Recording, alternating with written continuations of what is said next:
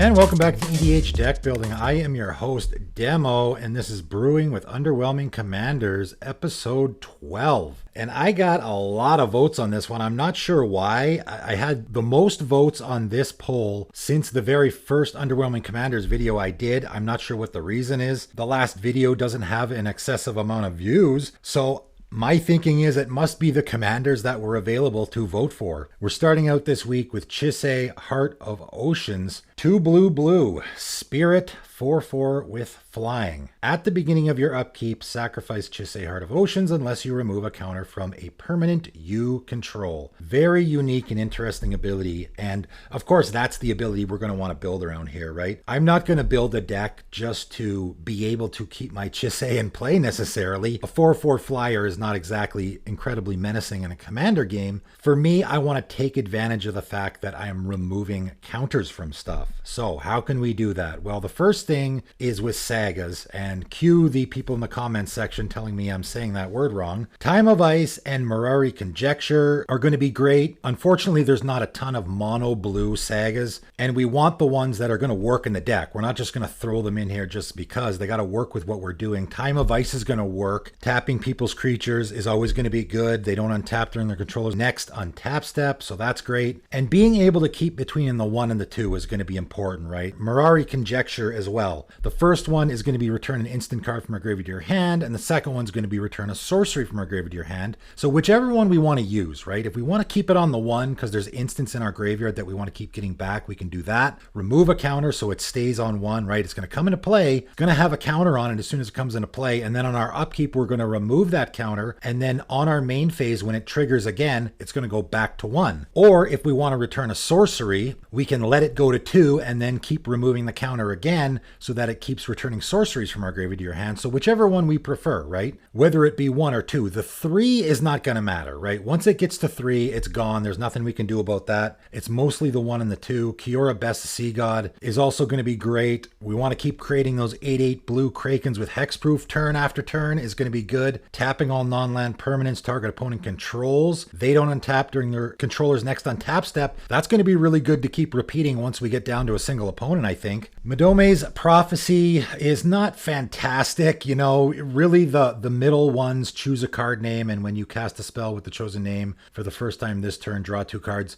We're probably not going to be reusing that over and over and over. Scry 2 every turn, though, I think that's pretty good. I think we slap this down, scry 2, then we remove the counter, scry 2 again. I think scrying 2 every turn is not bad. And again, we only had a limited amount to choose from, and I wanted to throw at least a few in here. Cumulative Upkeep also works really, really well. Mystic Remora is just a great card, but it's going to work extra good in this deck because we won't have to pay that cumulative upkeep. For those who don't know, cumulative upkeep means you put an age counter on it, right? This is sort of the revised way that they do cumulative upkeep. On my upkeep, I'm going to put an age counter on my Mystic Remora. Then I'm going to pay 1 mana for every age counter on it. So I'm going to pay 1, and then the next turn 2, and so forth. So if I keep removing those age counters with Chisei, then I won't be having to pay the upkeep for it. Ancestral Knowledge is another great one. It's going to come into play. We look at the top 10 cards of our library. We can exile any number of them if there's some junk in there we don't want. Maybe we don't want any lands, and then we stack the top of our library the way we want. When it leaves play, we have to shuffle our library, but again, if Chisei is in play, then we don't have to pay the cumulative upkeep. Mind Harness and Title Control are both color-specific cards. They're both hating on red and green, but I think it's likely that any game you play, you're going to have red or green decks in those games. Mind Harness is just 1 blue mana to gain control of a red or green creature. Again, it's got that cumulative upkeep, but we probably won't have to pay it. Maybe 1 tops if our Chisei is in play. Title Control is just a bananas card, really. I'm probably going to have to give this a mention in my 10 cards video. Even though it's color specific, it's really, really good. Has cumulative upkeep 2, which means even with our Chisei out, we'll still have to pay a little bit of mana there, but pay 2 life or 2 mana counter target red or green spell. Any player may activate this ability. Man, this hates on red and green decks really, really well. I mean, you don't even have to pay mana for it. Just pay 2 life, counter a red or green spell. That's super good. Other counters we want to be removing are persist counters or -1/-1 counters, right? Cauldron of Souls and Glenelendra Archmage are going to be great in the deck. We just remove the -1/-1 counters, and then of course we can keep reusing those abilities. Glenelendra Archmage, we can just keep countering spells. It'll come back.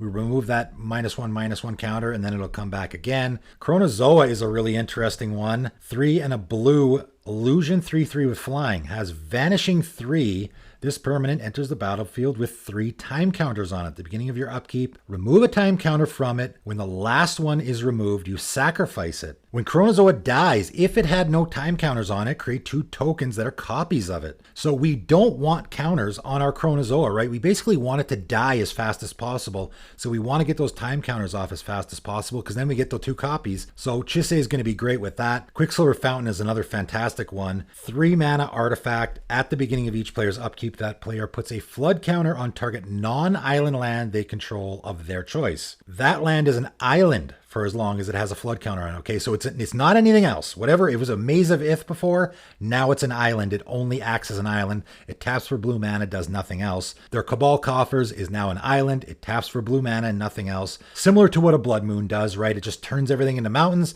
This turns everything into islands, slowly. And at the beginning of each end step, if all lands on the battlefield are islands, remove all flood counters from them. So you can put this card in any mono blue deck and it's not going to really hurt you, right? It's just going to turn all your lands into islands, which for a mono blue deck ain't bad. Again, if you have a Maze of Ith, okay, it's going to shut that off temporarily, but for the most part, it's not going to completely screw you. Whereas a mono black deck or a Gruul deck, what are they going to do if they have all islands, right? They're not going to be able to do much. And the added bonus here is because we can remove the counters from our own lands with our Chisei, at no point are all lands going to be islands. We just keep removing a counter from one of our non-island lands. So at the beginning of our end step, we still have a non-island land in play, and so none of those counters are going to get removed. And eventually it will not completely lock out our opponents, but it will definitely screw them. Musician is just another interesting one. This is a card I've been wanting to put in a deck for a long time. 2 and a blue human wizard, 1/3, has that cumulative upkeep. So we're going to be removing those counters from Musician. You tap it to put a music counter on target creature. If it doesn't have, at the beginning of your upkeep, destroy this creature unless you pay 1 for each music counter on it, it gains that ability. So basically this is giving upkeep to our opponent's creatures, right? We're just going to be putting those music counters on our opponent's creatures and then they have to start paying an upkeep for it. Just a fun little card that fits great in this deck. Mazemind Tome is just a perfect fit in a Chisei deck. 2 mana artifact, you tap it to put a page counter on it and it scries 1, and you can pay 2, put a page counter on it and draw a card. When there are 4 more page counters on it, you exile it and gain 4 life, but we're never going to let it get to that, right? We're going to keep removing those counters so that it never gets to the 4 counters where it gets exiled. We also have to make sure we're removing counters other ways. Power Conduit and Ferropede have got to go in a Chisei deck, because what if our Chisei's not in play, right? We have all these things that we want to be removing counters from. Our opponents can just kill our commander, and then what do? We got to wait till the next turn. We got to cast our commander again. Then we got to wait a whole nother turn before we get to our upkeep and remove a counter. Power Conduit's going to be fantastic. We can remove a counter from a permanent we control. Any permanent. Any kind of counter, doesn't matter, just like our commander. And the added bonus is we can put a charge counter on target artifact, which we probably likely won't necessarily do, but put a +1/+1 on a creature we control. We could definitely do that. Put it on our commander, if anything. Or we can put it on our Ferropede, which is unblockable. 3 mana insect, 1/1. When it deals combat damage to a player, you may remove a counter from target permanent. That can be your opponent's stuff too, right? Or we can just take counters off of our stuff that we want to be taking counters off of. So that's Chisei Heart of Oceans. Very interesting, very unique deck. Basically, you just want to go through and just like I would with an Atraxa deck, where I go through and I just find stuff that I want to be proliferating and putting counters on, Chisei is going to be the opposite. Right? I'm going to be looking for stuff that I want to take counters off of. So you really can just go through all the cards available to you in a mono blue deck and just go, okay, what do I want to take counters off of? Not just I want to take counters off of stuff to keep my commander alive. You want to benefit from taking those counters off as well. But moving on to our number 2 commander this time, and it is Ulasht the Hateseed. Hellion Hydra. Very interesting creature type there, and it's an 0/0. Ulasht the Hateseed enters the battlefield with a +1/+1 counter on it for each other red creature you control, and a +1/+1 counter on it for each other green creature you control. Pay 1 mana, remove a counter from Ulasht, and choose one. Either it deals 1 damage to target creature, or we can create a 1/1 green sapling creature token. So there really is a lot of ways you can go with this commander. And again, this is another commander that I don't consider to be particularly underwhelming. I think there's a lot you can do with it. used to be a way more popular commander in the format, has completely fallen off in popularity. The really important thing of note here is that Ulasht is going to enter the battlefield with 0 counters if you don't have any other creatures, right? It's only going to look for each other red creature and each other green creature. It doesn't count itself. So if you don't have any creatures in play, Ulasht is just immediately going to die. So we do want to make sure we have creatures in play. Mostly though, I think we want to be adding counters as much as we can. Grumgully and Renata Called to the Hunt are going to be fantastic in the deck because every creature we play is just going to enter the battlefield with an extra +1/+1 counter on it. So that's going to be fantastic. So not only is our Ulasht going to enter with extra counters on it, but also those green Saproling creature tokens, if we choose to make those, are also going to enter with extra counters on them. That's going to be important. Grumgully is also red and green. So when Ulasht comes into play, we're going to get a counter for the red and the green, right? That's also an important thing to note here. Bloodsport Trinax and Ivy Lane Denizen are also going to be fantastic. Bloodsport Trinax has Devour 1, so we can devour those Saproling tokens that we're making, and then each other creature you control enters the battlefield with an additional X +1/+1 counters on it, where X is the number of +1/+1 counters on Bloodsport Trinax. So that works perfectly in the deck. Ivy Lane Denizen, though, this one fits perfect in this deck. Whenever another green creature enters the battlefield under your control, put a +1/+1 counter on target creature. So if our Ulasht is in play, we can pay 1, remove a counter to make a Saproling token. That's a green creature entering the battlefield. So when it does, we get to put a +1/+1 counter on target creature. Well, heck, why don't we just put another +1/+1 counter on our Ulasht, right? And then we can do it again and again. So basically this just becomes,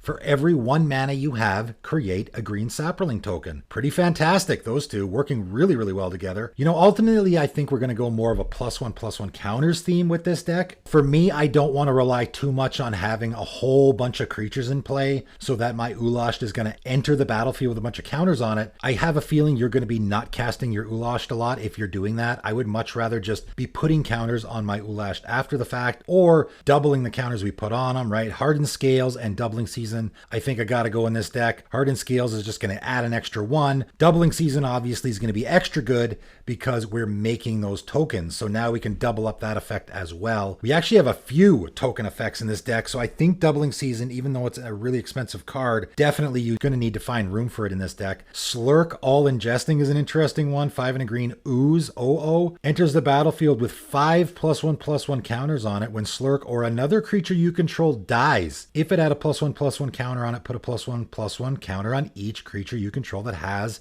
a +1/+1 counter on it. So that's going to be great in the deck. The Ozolith obviously is going to be another great fit in this deck. Again, I probably am more of a +1/+1 counters theme here. So one of our creatures dies with those counters on it. They all go on the Ozolith. Maybe our Ulasht gets cast after that, and now we can put all those counters on it. We do have to make sure we have creatures in play though. So Nissa and Xenagos I think are going to be great. You know, I don't put Planeswalkers in my decks typically, but these ones can make us creatures basically for free, right? We don't have to pay for it. Nissa is going to make us an 0/1 green plant creature token, so that's going to guarantee we have at least 1 creature in play. Xenagos is put a 2/2 red and green Centaur creature token with haste onto the battlefield. Again, it's red and green, so that's going to give us 2 counters on our Ulasht, so that's even better. And why not throw Kalni Garden in here? I mentioned this in my lands you should be putting in your green decks video for just such a situation, right? When it enters the battlefield, you put an 0/1 green plant creature token onto the battlefield. Great in a deck like this because we need to have those creatures in play in order for our Ulasht to even get cast. So this way we at least are guaranteed to get 1 counter on them. Spitting out lots of token creatures is probably the best way to go here though. Dragonlair Spider, as I just mentioned in one of my 10 cards video, is fantastic this way. Dragon Broodmother is maybe even better. 2 red, and a green. So 6 mana total. Dragon 4/4 with flying at the beginning of each upkeep. Put a 1/1 red and green dragon creature token with flying and Devour 2 onto the battlefield. So again, just like Dragonlair Spider, this is another creature that was just fantastic in Commander back in the day that people would just chuck in decks just because it was so good. It has that at the beginning of each upkeep trigger, which of course is always really, really good in a Commander game. More importantly though, it has that red and green dragon creature token, right? So again, we're going to get double the counters from these tokens. Also has that Devour too, right? And Devour, as I already mentioned, does work pretty good in this deck because of the tokens that we're making with our commander. Mycoloth, also with Devour, has Devour too, so now we can be eating up some of those tokens that we're making. And at the beginning of your upkeep, create a 1/1 green sapling creature token for each +1/+1 counter on Mycoloth. So again, we're in a token theme here, +1/+1 counter theme. We're doing a lot of all of that, so lots of great synergies here with all these Devour creatures and the +1/+1 counters, creating tokens, all that kind of stuff. Really want to load up our commander though, and I think Forgotten Ancient's probably the best way to do that. Colonian Hydra is another fantastic way to do that, where it's going to double the number of counters on our commander. Also happens to be a Hydra, and I think you could go, because Hydras deal with +1/+1 counters a lot, and our commander is a Hydra, I think you could go that theme a little bit. You could definitely throw Gargos, Vicious Watcher in this deck, because our Hydra spells are going to cost 4 less to cast. That includes our commander, so I think that's maybe an auto include in this deck. I think Pride Malkin and Dusk Shell Crawler will also be good. They put +1/+1 counters on our creatures, but more importantly, each creature you control with a +1/+1 counter on it has trample. So this is going to give trample to our Ulasht if it gets really, really big. Any of our other big creatures with lots of +1/+1 counters on them, like our Mycoloth, for example, are going to have trample, which is important when you have a really big creature, right? And then let's not forget our commander has that pinging ability. It deals 1 damage to target creature, so giving it Death Touch is going to be great. Basilisk Collar and Gorgon's Head, I think, definitely have to go in this deck. Now we can just pay 1 mana to kill any creature on the board. That's pretty fantastic. Bow of Nylea will also work here. Attacking creatures you control have Death Touch. Okay, well, we can just attack with our Ulasht, and after it's attacked, now it has gained that Death Touch ability, and now we can ping with it. Also, Bowl of Nylea puts +1/+1 counters on creatures, so I think that's going to be a great fit with Ulasht. And I really like Nikote, 3 mana, artifact equipment. When equipped creature deals damage to a creature, tap that creature. As long as a Nikote remains in play, that creature doesn't untap during its controller's untap step. So not maybe as good as killing a creature, but it's going to tap down a creature and that creature won't untap. So that's also a great fit in the deck. Maybe even a way to deal with like an Avacyn, a creature that is indestructible that we can't destroy with Death Touch. This is a way we can deal with it. Again, a really great commander because I think you can do so many things with it. We're in a +1/+1 counter theme. We're in a token creation theme. We're also dealing damage to our opponent's creatures. I think ideally what you want is as many +1/+1 counters we can pile on our commander as possible. Then we can just take those counters off as we please to deal damage, to make saplings. We can even attack with our commander and do some serious damage with it. Definitely a fun, interesting build around, I think. But coming in at number 1 this week, and the runaway favorite this time, it wasn't really that close, is Jedit Ojanen. No, not that Jedit Ojanen, one of the worst cards ever printed. The other Jedit Ojanen, the mono green one. This is the sort of fixed version, I guess, because it actually makes sense for a Cat Warrior. 3 green, green, green, Cat Warrior, 5/5 with Forest Walk. And when Jedit Ojanen attacks or blocks, create a 2/2 green Cat Warrior creature token with Forest Walk. So we're doing all sorts of stuff here right away. Again, this is another commander that you look at and you're like, yeah, it looks kind of lame, but you're actually doing quite a bit. The Forest Walk, to me, I think is the big one. The fact that our commander has Forest Walk and the tokens we are making also have Forest Walk,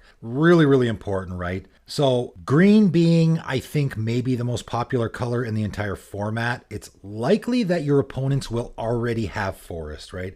I talked about this with Iyumi. In the last one, having Legendary Land Walk, I think it's likely your opponents will actually have a Legendary Land, so that your commander is often unblockable. In this case, I think a lot of times you're at least for sure going to have one opponent that has forests, maybe a couple, but we want to make sure, and wouldn't you know it, they printed a card recently that works perfectly in this deck, Yavimaya Cradle of Growth. And man, this card got so much love from people when it got spoiled. And honestly, other than the way I'm using it right now, I don't think it's that fantastic. Each land is a forest in addition to its other land types. Okay, I mean, I think people have Urborg on the brain when they look at this card, and Urborg is a powerful effect, but mostly because it combos with Cabal Coffers. For me, there is a few really powerful uses for this card. You know, in a deck where you have Forest Walk creatures is definitely one of them. You're benefiting from having lots of forests in play, which there are some cards that do that, not a lot, or you're benefiting from making your opponents have forests. Other than that, what are you using Yavimaya for? I guess it sort of mana fixes a little bit. However, in this deck, it's probably the best card in the deck, right? Because it's going to make all of our opponents' lands forests. Our commander's going to be unblockable, and the cat tokens we're making are going to be unblockable. So we got to get it. I'm putting Sylvan Scrying in this deck so we can go get it. I'm putting Tempt with Discovery so we can go get it. Pier's Whim, a horribly underplayed card. We can go get our Yavimaya and put it into play. I think that's definitely a card we're going to want to get into play as soon as we possibly can. Remember, this effect only works when it's in play, right? A Wood Elves will not go get your Yavimaya Cradle of Growth because when it's in your library, it's just a non-basic legendary land. Doesn't become a forest until it's in play, so we need these cards that go look for any land. Of course, we're making tokens, so Parallel Lives is going to be great in this deck. Second Harvest. I put Doubling Season in the Ulasht deck because of the +1/+1 counters theme. I put Parallel Lives in this one because we don't have any +1/+1 counters. We just want the token effect. You could put Doubling Season in here as well. You know, I try to minimize the amount of expensive cards I put in these decks. Obviously, you could throw Doubling Season in this deck as well if you want another effect like that. We're making cat tokens, so Feline Sovereign and Causally Slingers are going to be phenomenal in this deck. Our commander's also a cat, so we're in a little bit of a cat theme here. We're in a token theme. We're in a lot of different themes, which is why I think this commander is so great. Feline Sovereign is going to give our commander and those other tokens we're making +1/+1 and protection from dogs, and whenever they deal damage, which will be all the time because they're going to have Forest Walk, remember. That's the other theme we're in here. We're in the theme of I'm connecting with my opponents all the time, so we're going to be destroying all their artifacts and enchantments. I mean, our opponents, if our Feline Sovereign is in play, they're just not going to be able to hang on to any artifacts or enchantments. We're going to be wrecking them all over the place. Causally Slinger, same thing. Whenever it enters the battlefield or another cat enters the battlefield under your control, you may destroy target artifact or enchantment. I mean, between these two cards, our opponents just won't have any artifacts or enchantments at all. We're just going to be wrecking their boards. And I also threw Bramblewood Paragon in here. 1 and a green elf warrior 2/2, not a cat, but each other warrior you control enters the battlefield with an additional +1/+1 counter on it, right? Those cat tokens we're making are also warriors, so they're going to get that additional +1/+1 counter on them. And each creature you control with a +1/+1 counter on it has trample. Don't know how significant that's going to be because our creatures are likely going to be unblockable anyway. We're going to be getting in for damage all over the place, so Toski, Bearer of Secrets. I put in this deck, I just mentioned this in my 20 commanders that I think are better in the 99 for exactly this reason, right? It just goes in any deck where you're connecting with your opponents all the time, right? It's a coastal piracy that can't be countered and is indestructible. Whenever a creature we control deals combat damage to a player, we get to draw a card. It's just going to be super good in this deck. Nature's Will also going to be fantastic in this deck. Whenever one or more creatures you control deal combat damage to a player, tap all lands that player controls and untap all lands we control. So basically, we're going to tap out on our first main phase, cast a bunch of stuff, attack, untap all our lands, and then on our second main phase, we get to cast a bunch of more stuff. Also got Orin Frostfang and Keeper of the Fables in here as well. Again, we're going to be connecting with our opponents a lot, so we want to be taking advantage of that. Drawing lots of cards is going to be great. And because we're drawing lots of cards, I thought Joel Riel would be a great fit in this deck, right? Whenever you draw your second card each turn, create a 2/2 green cat creature token. So we're making more cats. We're going to be drawing our second card probably on every turn. And that last ability, 4 green green until end of turn, creatures you control have base power and toughness XX, where X is the number of cards in your hand. That can be a finishing move for this deck. I think that's definitely usable. Miri Cat Warrior, it's a cat. Also got Forest Walk, right? We want to throw some more Forest Walk creatures in this deck as well, since we're going to be basing our deck on that theme. And Yavimaya Dryad is an absolute perfect fit in this deck. 1 green green Dryad 2/1 has Forest Walk. Again, we're in the Forest Walk theme, but more importantly, when Yavimaya Dryad enters the battlefield, you may search your library for a forest card and put it onto the battlefield tapped under target player's control. So if we have our Yavimaya out and all of our opponent's lands are forests, we can just put this forest from our Yavimaya Dryad into play under our control. So this just becomes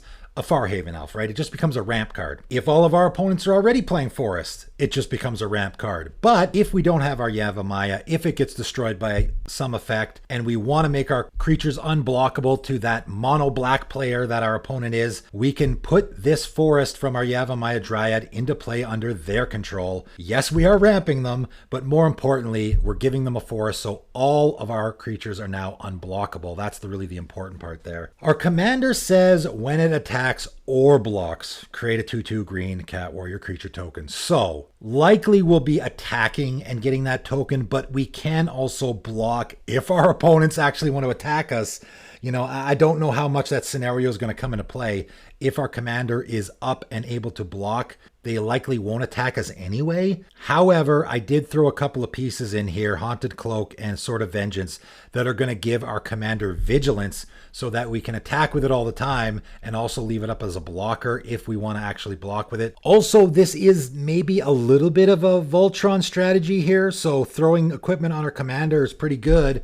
A 5/5 that we then give +2/+0 with our Sword of Vengeance and First Strike, Vigilance, Trample, and Haste is pretty fantastic. So now we have a 7/5 commander that we're going to be connecting with all the time. Seems pretty good. So a few Voltron pieces doesn't hurt. It's a really interesting commander. Really interesting. You know, I was a little surprised when this won the poll, but again, just like with Hazoret, you know, I started building that Hazoret deck and I was like, oh man, there's just so many neat things you can do here. With Jedit as well, there's just a lot of things going on, so there's a lot you can build around. You can build around the Forest Walk, you can build around the fact that your creatures are going to be unblockable and you're going to be connecting with your opponents all the time. You can build around the fact that you're creating tokens. You can build around the fact that those tokens are in fact Cat Warriors as well as your commander.